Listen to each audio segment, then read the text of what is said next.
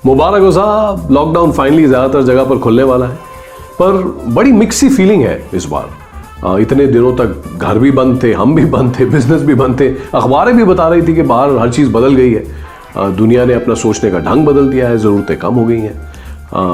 कितने दिनों तक ऐसा रहेगा खुदा जाने, लेकिन हमें तो तैयारी करनी पड़ेगी भाई, नहीं? So post this lockdown, we will all have to be forced to adapt to a new normal. Acceptance and then management of this change and overall managing the new uncertainty will be key skills that will be needed. और हमेशा की तरह मैं कहाँ गया अपने quintessential sunshine man R D Burman के पास कि दादा तुम्हारी लाइफ से हम क्या सीख सकते हैं। इसलिए welcome to another episode of lessons for lockdown.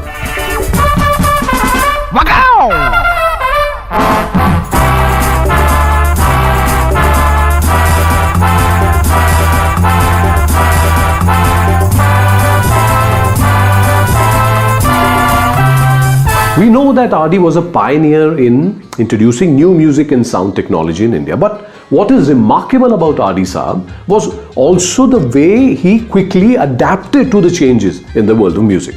कुछ भी नया आता हो तो उनको सबसे पहले चाहिए। एक दिन की बात है कि आशा जी रिकॉर्डिंग के लिए आई फॉर द फिल्म जवानी, आई थिंक 1985 में आई थी। RD ने उनको हेडफोन्स पहनाए और प्री रिकॉर्डेड म्यूजिक बजाया और आशा जी ने ट्रैक सुन के बोला कि भाई इस पे गाओ। Asha ji naturally was not very happy क्योंकि she was used to singing with live musicians. तो RD ने हल्के से किनारे पे ले जाके बोला कि यार अगर तुम आज नहीं सीखोगी तो पीछे रह जाओगी, देख लो क्योंकि दिस इज द फ्यूचर। ऊपर से अगर हम गौर करें कि पंचम had his influences and fundamentals absolutely in the right places. He was an avid listener. He was always ready to use these influences freely in his compositions and completely change his style if required. अगर पता लग रहा है कि यार ये कुछ नया है तो झट से incorporate कर लेते थे, exactly वैसे ही जैसे हमें आजकल करना पड़ेगा। He used to listen to amazing world music singers because I used to go to his house and one day I heard some fantastic pan flute music playing and I realized how he used to listen to the ustads. Then he would listen to this. That's why you can see that when he uses a film song like Rehna Biti Jaye, how the song starts off with a different raga, Antara goes off totally into a different raga, but the orchestration gently leads to it without ever hurting you. You know, the transition is so smooth, you don't feel the jerks of two different ragas being combined. जो आजकल अक्सर जिक्र करते हैं कि fusion music, मैं समझता हूँ बेस्ट फ्यूजन म्यूजिक हमारी हिंदी फिल्मों में हुआ है और उसकी एक मिसाल है RD बर्मन का म्यूजिक कि अलग अलग किस्म के इंस्ट्रूमेंट्स जो सिम्फनी में पूरा ऑर्केस्ट्रा होता है वो सब चीज़ें वहाँ हैं। वायलिन्स हैं, व्योलाज हैं, चेलोज हैं, टिम्फनी है, बेस गिटार भी है, मॉडर्न जो इंस्ट्रूमेंट है इलेक्ट्रॉनिक गिटार भी है और उसके साथ में सारंगी भी है, उसके साथ में संतूर भी है, उसके साथ में सरोद सितार भी है, तबला भी है, ढोलक भी है। तो ये this is the ideal kind of fusion which he could create in those times. I want a chord which will have open string, but the chord has to be maintained. I want ये छंद करके you find out कहाँ है। तो मतलब open song तो 9th 11th अच्छा इधर ठीक बजा इसको। He made that छंद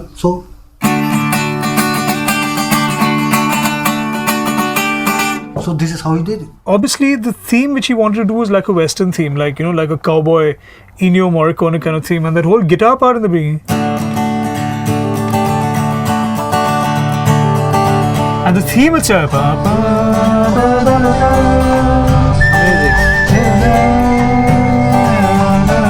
You know? Merci bon Dieu. Gade kumala music fini punu para. You know, this thing kept haunting him, and he said, क्या करते हैं यार उसके साथ पता नहीं है।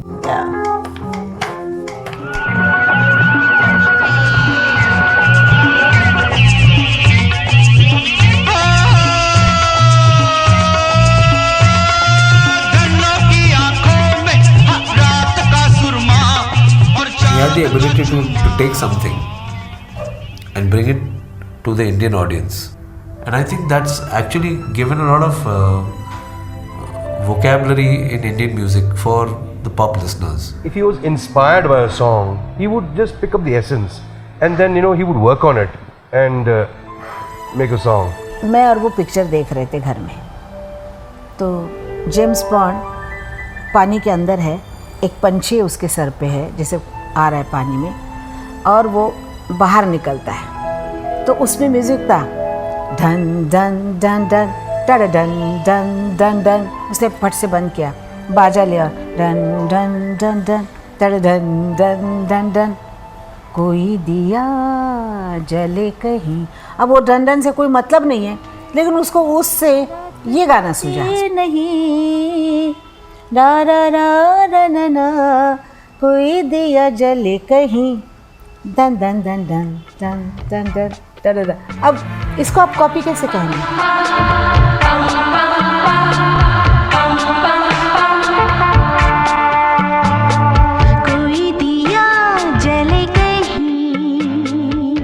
He thought that every note that was there in the universe was for him to take, as it is, because that's the way it is.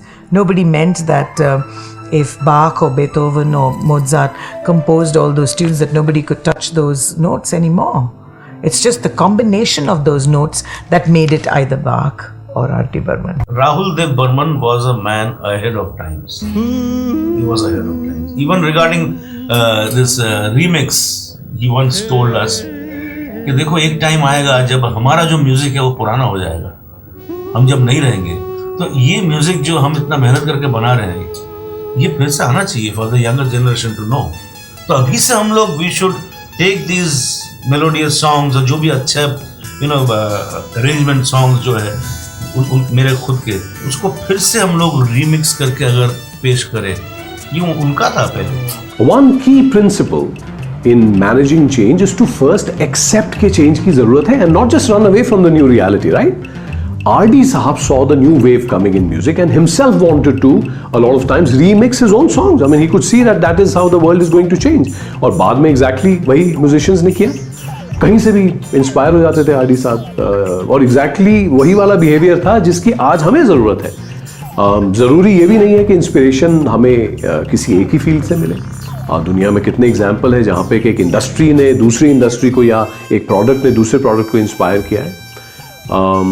Lockdown के बाद जब हम बाहर जाएंगे, जब बाहर निकलेंगे और इस बदली सी दुनिया में वापस जाके कहेंगे कि भाई हमारे घर चलने हैं, बिजनेस चलने हैं, तो हमें अपने आंखें कान सब खुले रखने पड़ेंगे यार। जहाँ से सीख सकते हैं सीखिए, जितनी जल्दी सीख सकते हैं सीखिए, क्योंकि मुलाहिजा फरमाई कि कोई उम्र नहीं है, कोई उम्र नहीं है, कोई वक्त नहीं है, जब जिंदगी सीखने का मौका दे हम कहते हैं सीख लीजिए।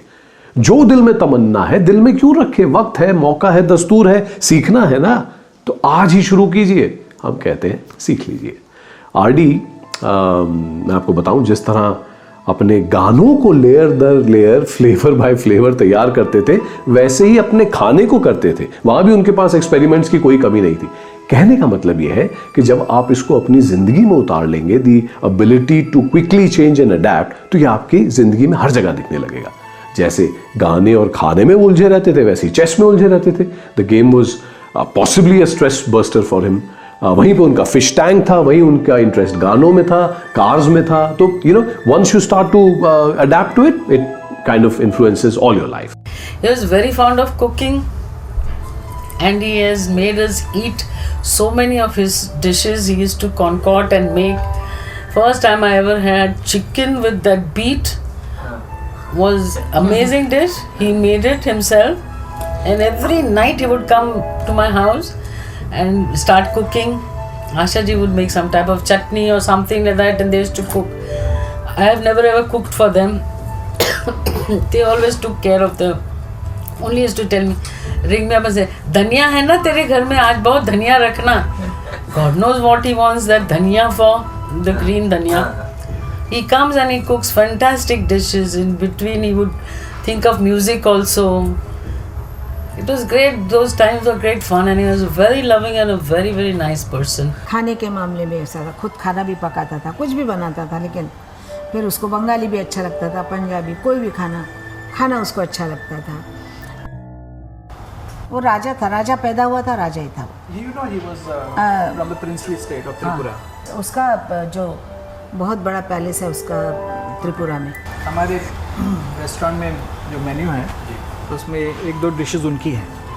चिंगली चाप करके वो बनाते थे प्रॉन की, उनकी रेसिपी है। तो उसके नीचे थोड़ा सा एक लिखना था, तो I wrote over there that a prince by birth but an emperor by deed. Deed से एम्परर है, प्रिंस तो बर्थ है लिया है, वो तो he cannot help that, but with his deed is an emperor. See his music is an emperor. उनको जो मैं देखा, जब देखता था उनको, तो उनमें 24 घंटे में दिन में सिर्फ music music music and nothing else. In between chess, जब एक सेशन खत्म हुआ, एक प्रोड्यूसर चला गया, चेस शुरू हो गया, भानुदा, ये गोगी, आनंद सब बैठ के चेस हो रहा है, बस बासुदा भी आ गए, फिर दूसरा आ रहा है, अभी कोई देवानंद आ रहा है, कोई आ रहा है, हाँ ठीक है तब भी चेस कर रहा है। These are the things. It was a homely atmosphere. Majrooh साहब आ गए, मजरू साहब भी आ गए, क्यों क्या चल रहा है, वो भी बैठ गए चेस में। तो chess was like I think relief from the ये। कभी कभी दिमाग नहीं चलता था, कुछ कर रहे हुए दिमाग नहीं चल रहा है, chess again chess. This is what I have seen in between. Chess was like a relief. We were going off for a function to the Leela Hotel, and Asha ji had just got a new car, and he said the machine is good, it's a Dhaivat. So he just the tuning of the machine, he said, well, it's a Dhaivat. And then thereafter, of course, he proceeded to ask the driver, and he knew a lot about automobiles. I mean, he could strip a car down and he could build it all over again, and that was one of the things that he loved. Like, he loved football. I mean, some of the things that people probably don't know about him is that he was an ardent sports lover. He loved automobiles, and not just the glamour of it, but actually the structure, the construction, the horsepower, the ignition, the piston work. He really knew it. He could pull a car apart and then again put it together. I remember at that time there was something that happened on the road, and there was a beat that he said, Asha, suna. And then with his finger, he used to sit next to the driver. He started beating, and by the time he reached the Leela Kempinski, I think he had a song ready in his mind. You know, in his music room, he had a this thing, big tank full of fishes, all rare fishes, and a big tank. The size of the tank was to be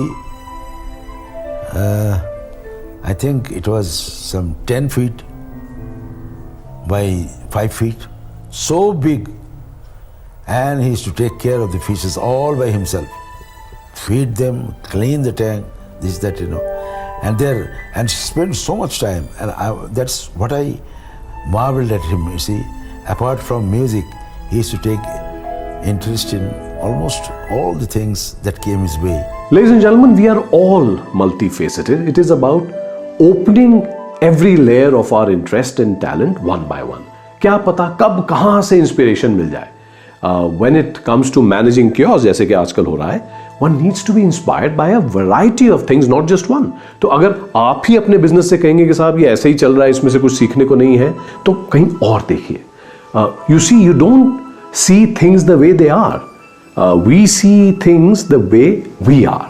And above all, we will all have to accept that these are tough times and will require us to push ourselves further and farther than we have ever been. मंगल नसीम साहब कहते हैं, मुलाजा फरमाइए कि परिंदे हौसला कायम उड़ान में रखना, परिंदे हौसला कायम उड़ान में रखना, हर एक निगाह तुझी पर है, ध्यान में रखना. परिंदे हौसला कायम उड़ान में रखना, हर एक निगाह तुझी पर है, ध्यान में रखना. और बुलंदियां तेरी हिम्मत को आजमाएंगी, बुलंदियां तेरी हिम्मत को आजमाएंगी, परों में जान नजर आसमान पे रखना. बहुत ज़्यादा ज़रूरत है हमें आजकल. और आखिरी शेर इस गज़ल का कि हर इम्तिहान पे मंजिल करीब आती है. कितना बड़ा इम्तिहान है ये लॉकडाउन, ये पूरा का पूरा कोविड वायरस से फैला हुआ दुनिया में जो तामझाम हो रहा है. हर इम्तिहान पे मंजिल करीब आती है, हमेशा खुद को किसी इम्तिहान में रखना. परिंदे हौसला कायम उड़ान में रखना, सबकी निगाह तुझी पर है, ध्यान में रखना. We will be back soon with the concluding episode of the quintessential Sunshine Man, R.D. Burman, Lessons for Lockdown. तब तक दोस्तों, much sunshine and laughter to you. All the very best.